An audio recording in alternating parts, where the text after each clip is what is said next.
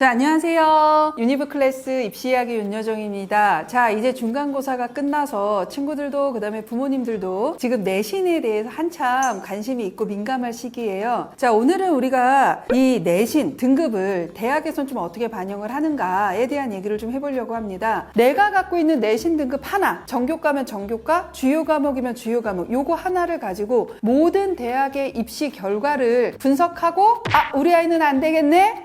우리 아이는 이거니까 되겠네? 이렇게 판단하시는 경우가 너무 많다. 그래서 오늘은 고등학교 내신은 지금 어떻게 산출하고 특징이 무엇인지에 대해서 좀 얘기를 할 거고요. 그 다음에 내신 산출 방법이 기본적으로 대학별마다 어떠한 차이점이 있는지, 그리고 그 기준을 가지고 그래서 나중에 입시 결과를 볼 때 어떤 학교 라인은 어떻게 내신을 가지고 해석을 해야 하는지에 대한 얘기를 좀 해보려고 합니다.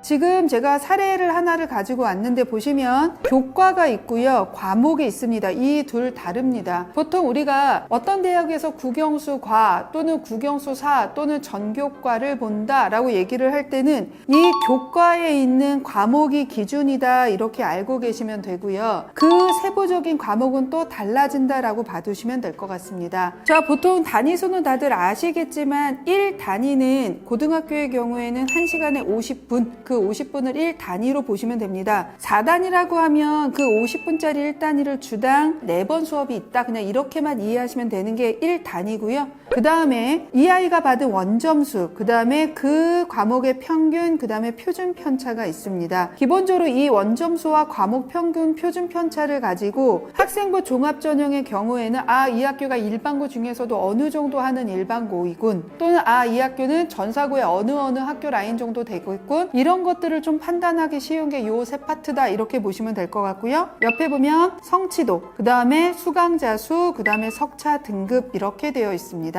그래서 이렇게 구성되어 있는 게 내신이다 이렇게 보시면 되고요. 보통 학생부 교과 전형을 할 때는 단위수와 석차 등급을 고려해서 이수 단위가 적용된 등급을 산출하는 경우가 조금 일반적이다 이렇게 보시면 됩니다. 반면에 밑에 보면 등급이 나와 있지 않고 그냥 이수로 끝나는 과목이 있어요. 이 친구 같은 경우는 지금 그게 진로와 직업하고 실용경제인데, 이런 경우에는 학종에선 조금 중요하다, 그냥 요 정도로만 판단하시면 됩니다. 네이버에 내신 계산기에 들어가서 계산하시거나 아니면 진학사 같은 사이트에 들어가면 학교별 내신 산출 계산기 있으시니까 거기에 넣어서 계산하시면 됩니다. 다만 계산하는 결과물만 갖지 마시고 이런 식으로 산출이 된다라는 과정을 알고 계셔야 나중에 조금 판단하시기가 더 좋기 때문에 간단하게 내신 산출의 대학 유형을 가지고 좀 나눠보면서 실제적인 사례를 가지고 한번 얘기를 해보도록 하겠습니다. 자, 첫 번째, 학생부 교과 전형에서 전교과를 반영하는 학교가 있습니다. 연세대, 고려대, 성균관대, 서울시립대 같은 학교들이 대표적으로 전교과를 반영하는 학교라고 보시면 되는데요. 그 중에 대표로 성균관대를 예를 들어서 한번 대입 전형 계획을 설명을 한번 해보도록 하겠습니다. 학생부 교과 전형인데요. 성대 같은 경우는 지금 학생부 100이에요. 이것만 봤을 때는 교과 등급만 반영이 된다라고 볼 수 있는데, 우리가 보통 학생부 100이라고 써 있는 경우와 교과 100이라고 쓰는 경우는 같은 경우도 있고 다른 경우도 있습니다. 이게 꼭 일치된다라고 볼 수는 없다라고 봐주셔야 됩니다. 자, 그걸 볼 수 있는 게 지금 성균관대 같은 경우는 어떠냐면 공통 과목하고 일반 선택 과목, 그러니까 고1 때 배우는 공통 과목, 고2, 고3 때 배우는 일반 선택 과목은 정량 평가로 80%를 반영을 해요. 그러면 이럴 때는 석차 등급 이수 단위 고려해서 등급 산출한 그거 간다라고 보시면 됩니다. 반면에 진로 선택 과목이나 전문 교과 과목은 정성 평가로 20%가 들어간다 이렇게 보시면 될 것 같습니다. 자, 80% 정량 평가를 보면 어떻게 되어 있냐면 원점수, 평균, 표준 편차 등급이 기재된 교과에 석차 등급이 반영이 됩니다. 즉 똑같은 1등급인데 평균이 높고 낮고 표준 편차가 크고 작냐에 따라서 그 1이 달리 해석되는 것은 아니라는 뜻이고요. 그런 것이 모두 다 기재된 교과에 석차 등급으로 80%가 반영된다 이렇게 보시면 될 것 같습니다. 반면에 반면에 진로 선택이나 전문 교과 과목은 학업 수월성, 그 다음에 학업 충실성을 기준으로 정성평가를 하겠다 이렇게 되어 있습니다. 저희가 보통 정성평가를 할 때는 학업 역량, 그 다음에 전공 적합성, 인성, 그 다음에 발전 가능성 4가지의 지표로 보통 해석을 하는데 지금 성균관대 같은 경우는 수월성과 충실성이니까 아마도 학업 역량하고 그 다음에 전공 적합성을 보겠다라는 뜻이지 여기에서 인성이나 발전 가능성을 보겠다는 뜻으로 해석하기는 조금 어렵다. 자, 그렇다면 성균관대학교 학교장 추천 전형은 예를 들어 어떤 친구가 1.5등급이고 어떤 친구는 1.8등급이다. 반드시 얘가 유리하냐? 라고 얘기할 수 없는 교과 구조를 가지고 있다. 이렇게 보셔야 됩니다. 무조건 등급의 높낮이만 갖고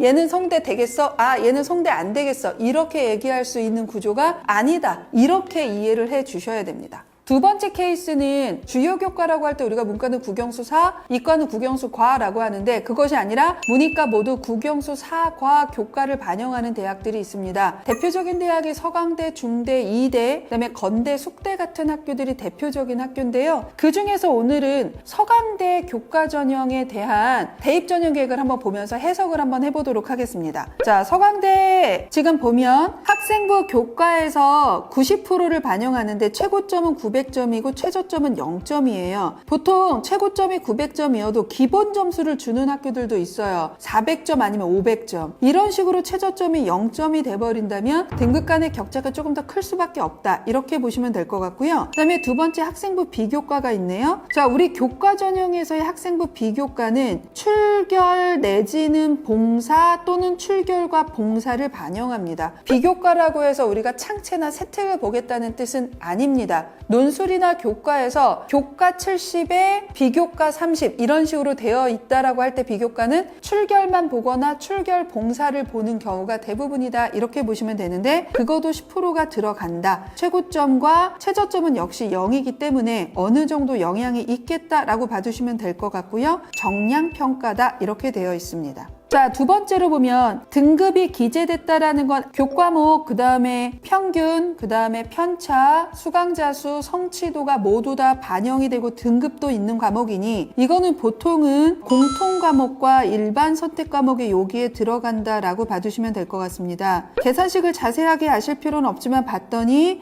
등급과 단위수를 적용해서 등급을 산출을 하네요. 단위수를 적용해서 정량평가를 하는구나 이렇게 이해하시면 되고요. 자, 두 번째로 보면 이게 무슨 말이냐. 성취도와 성취 비율만 있는 경우예요. 그러면 이거는 등급이 산출되지 않는 과목이니까 이런 경우가 진로 선택하고 전문교과가 지금 여기에 들어가는 형태다라고 봐주시면 될 것 같습니다. ABC로 산출되는 과목들이 여기 들어가는데 지금 보면 과목 성취 비율을 점수로 할 때 취득 성취 비율을 나누기 1을 하고 성취도 하단 성취 비율의 합계를 더한다. 이게 무슨 뜻이냐 어렵게 생각하시지 마시고요. 간단하게 해석하시면 됩니다. 95%가 A를 받은 과목이 있어요. 그런 학생이 있고 어떤 친구는 같은 A인데 7%만 A를 받은 과목이 있습니다. 이 둘의 A를 같다고 보느냐 아니면 이 둘을 다르게 보느냐의 차이라고 보시면 됩니다. 중대 같은 경우는 A, B, C라고 해서 점수를 그냥 일관적으로 냅니다. 95%가 A를 받았어도 7%가 A를 받았어도 1등급이면 똑같이 만점 점수를 주는 경우도 있고요. 고대나 서강대처럼 이 둘을 같은 A로 볼 수 없다라고 하는 거예요. 이런 경우에는 같은 A라고 하더라도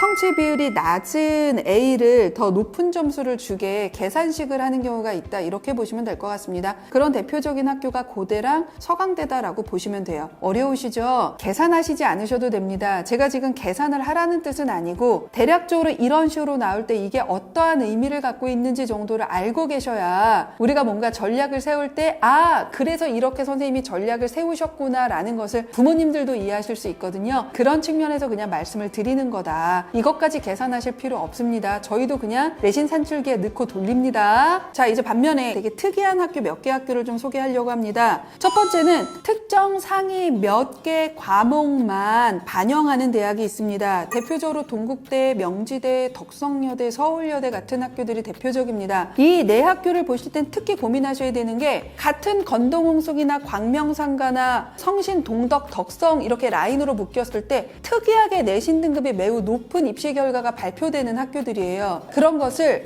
이 학교는 이렇게 몇 개 과목만 반영하니까 내신 등급이 매우 올라갈 수밖에 없어를 모르시고 그냥 우리 아이 내신 등급 그냥 가지고 어머 야 너 여기는 못 쓰겄다 이러시는 경우가 너무 많다라는 겁니다. 그래서 이렇게 특이하게 반영되는 학교들은 꼭 좀 기억을 해 주셔야 하는 학교라고 말씀을 드릴 수 있는데요. 대표적으로 동국대를 가지고 한번 얘기를 해보려고 합니다. 자, 동국대 학교장 추천 인재를 보면 학생부 교과의 경우 인문계열은 국어, 영어, 수학, 사회, 한국사, 그 다음에 자연계열은 국어, 수학, 과학, 영어, 한국사를 반영을 합니다. 그리고 어떻게 돼 있냐면 석차 등급 상위 10과목만 반영을 하고요. 그러니까 인문계열 중에 국어, 수학, 사회, 영어, 한국사 중에서 10개 과목만, 꼭 국어에서 몇 과목, 수학에서 몇 과목이라는 어떠한 언급도 없습니다. 이수 단위가 미적용됩니다. 자, 이수 단위가 미적용된다라는 건 1단위의 1등급도 4단위의 1등급도 동일하게 처리를 한다라는 거죠. 그러니까 내신 산출이 정말로 튀게 나올 수밖에 없는 게 바로 동국대의 교과 전형의 방법이다라고 봐주시면 됩니다. 그러면 우리 아이가 이러한 동국대를 쓸 수 있느냐 없느냐는 같은 등급이다고 하더라도 동국대가 유리한 친구가 있고 같은 평균 등급을 갖고 있다고 하더라도 불리한 친구가 있다라는 거죠. 그러한 판단이 필요한 학교가 바로 이렇게 특정 몇 개 과목만 반영하는 학교들이다.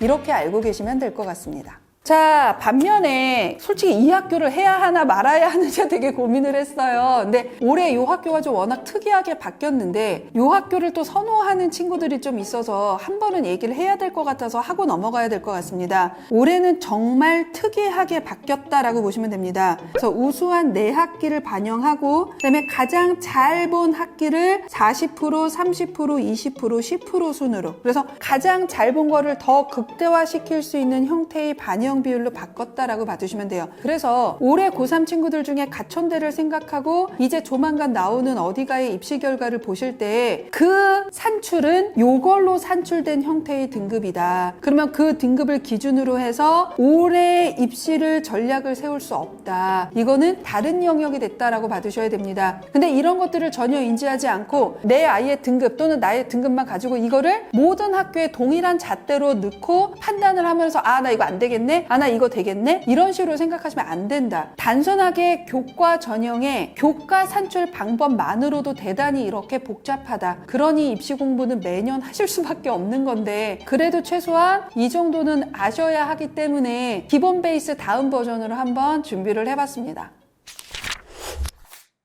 오늘의 영상을 보시면서 부모님들이나 친구들이 약간 멘붕이 오는 친구들도 있을 수 있을 거라고 생각이 듭니다. 정말 어렵구나. 네, 입시는 좀 어렵습니다. 보통 부모님들이 저한테 상담을 오실 때 옛날에는 그냥 공부만 열심히 하면 됐었는데 아이들도 그러면 될 거라고 그냥 막연하게 생각하고 계셨다가 3학년 때 정말 된통 당하시는 경우 너무 많거든요. 그래서 지금부터 준비하시면서 입시는 정말 복잡하다. 하나의 성적표를 가지고도 이렇게 해석할 수가 있다라는 것을 빨리 받아들이실수록 우리 아이의 입시 전략이 조금 더 선명해질 수 있습니다. 오늘 영상이 조금이나마 도움이 되시길 바라면서 오늘 입시 이야기는 여기서 마치도록 하겠습니다. 지금까지 유니브 클래스 입시 이야기 윤여정이었습니다. 구독과 좋아요 부탁드리겠습니다. 감사합니다.